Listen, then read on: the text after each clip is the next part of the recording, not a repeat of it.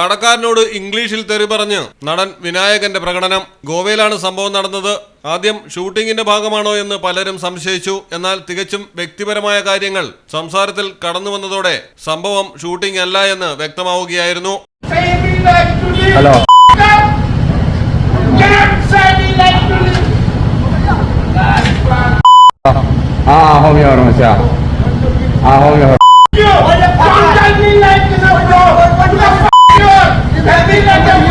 Hello ഭക്ഷണ വിൽപ്പനശാലയ്ക്ക് മുൻപിലായിരുന്നു വിനായകന്റെ ചീത്ത പറഞ്ഞുള്ള ദേഷ്യപ്പെടൽ.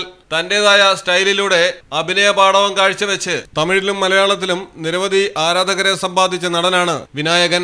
എന്നാൽ അടുത്ത സമയത്ത് ഹൈദരാബാദിലും മദ്യപിച്ച് പൊതുനിരത്തിൽ ബഹളമുണ്ടാക്കിയതിന് വിനായകന്റെ പേരിൽ കേസെടുത്തിരുന്നു.